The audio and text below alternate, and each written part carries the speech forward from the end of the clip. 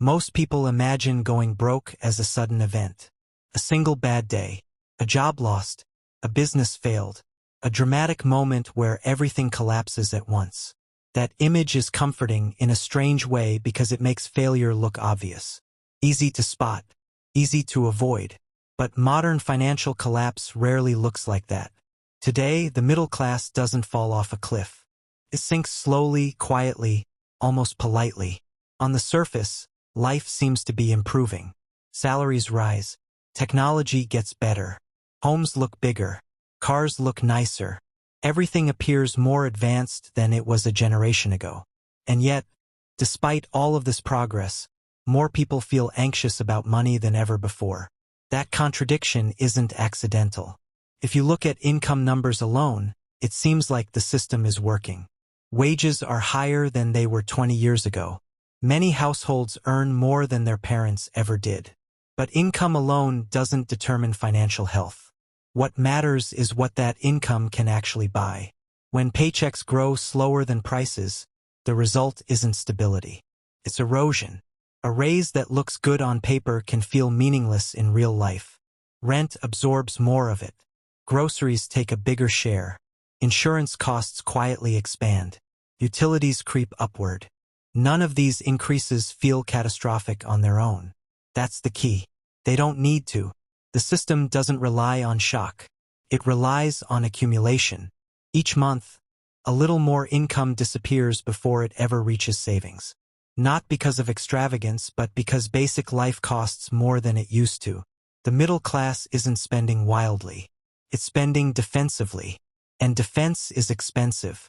To maintain the same standard of living, people work longer hours. They accept more responsibility. They stay reachable after work. They answer emails at night. They take calls on weekends. Productivity rises, but security doesn't rise with it. Jobs feel stable right up until they aren't. At the same time, the safety nets that once absorbed financial shocks have thinned. Emergency savings shrink. Pensions disappear. Healthcare becomes unpredictable. Risk that once belonged to institutions quietly shifts onto individuals. That shift changes behavior. When uncertainty increases, people lean on credit. Not because they are reckless, but because credit fills the gaps left by unstable systems. A medical bill doesn't wait. A car repair can't be postponed forever. A family obligation doesn't pause for better timing. So people swipe. They plan to pay it off later. Later becomes a pattern. Interest doesn't feel dangerous at first. Monthly minimums look manageable. The balances grow quietly, just like everything else. Credit becomes normal. It stops feeling like debt and starts feeling like income that arrives early. This is where the middle class starts running instead of building. Running requires constant motion. Miss a step and the consequences are immediate. There's no room for pause. No room for reflection. Everything depends on staying employed, staying healthy, staying functional. And that pressure shapes decisions. People delay savings because survival feels more urgent. They postpone long-term planning because short-term needs demand attention. Retirement becomes abstract. Home ownership becomes conditional. Stability becomes something to think about later, once things calm down. But things don't calm down. Housing, once the cornerstone of middle-class security, drifts further out of reach. Prices rise faster than savings. Down payments stretch further away each year. Rent consumes what could have been investment. This doesn't look like failure. It looks like patience. People tell themselves they're being responsible, waiting for the right moment, avoiding risk. But over time, waiting becomes permanent.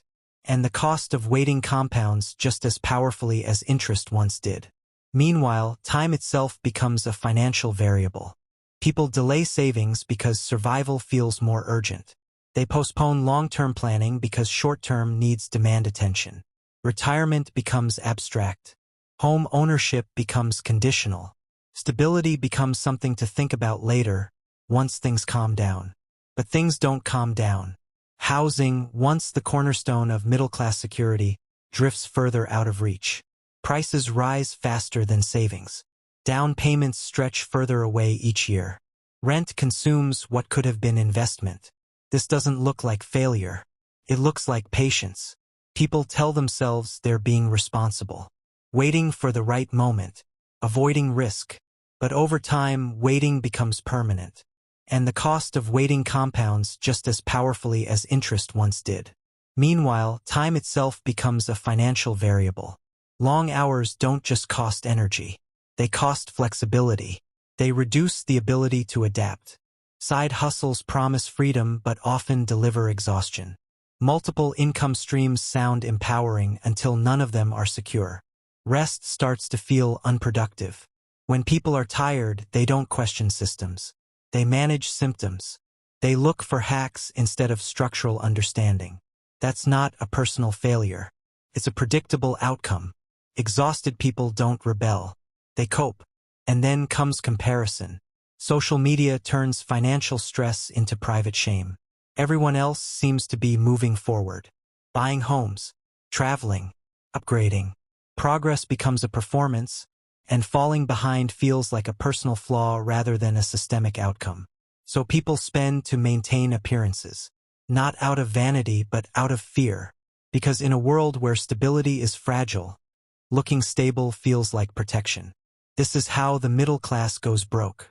Not with reckless choices, not with obvious mistakes, but with reasonable decisions made inside an unreasonable system. Every step feels justified. Every trade-off feels temporary.